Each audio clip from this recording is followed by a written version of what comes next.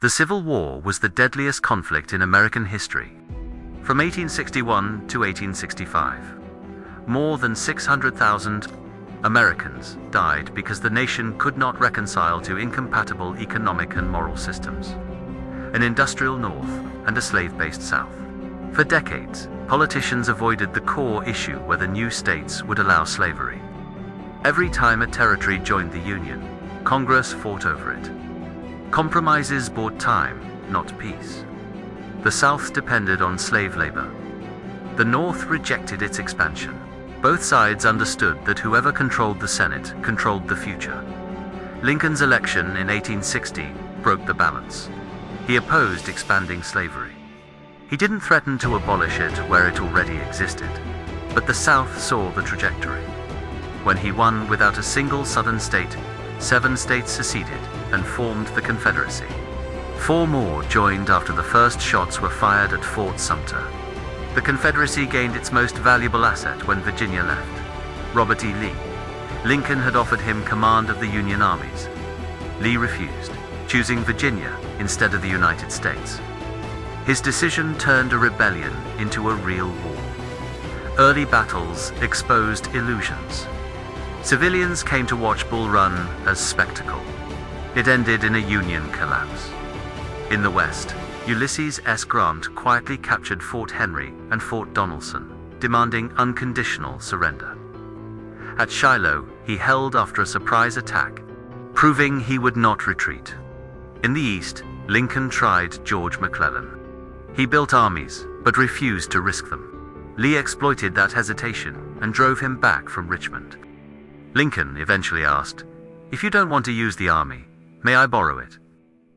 The turning point came at Antietam. A misplaced copy of Lee's plans fell into Union hands. The battle that followed was the bloodiest day in U.S. history. Lincoln used the moment to issue the Emancipation Proclamation. It freed no one immediately, but it did 3 decisive things: gave the war a moral purpose, allowed black men to enlist, and blocked European support for the Confederacy. In 1863, Lee tried to win on Northern soil. Gettysburg stopped him. A desperate bayonet charge at Little Round Top held the Union flank. Pickett's charge failed to break the center. The cost was staggering. The same week, Grant starved Vicksburg into surrender. The Confederacy lost control of the Mississippi. The war's direction shifted permanently. Lincoln put Grant in command.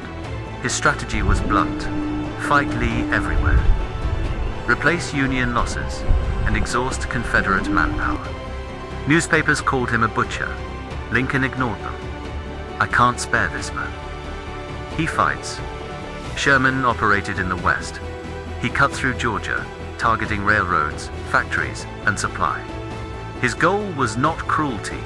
It was to end the war faster by destroying the South's ability to continue it.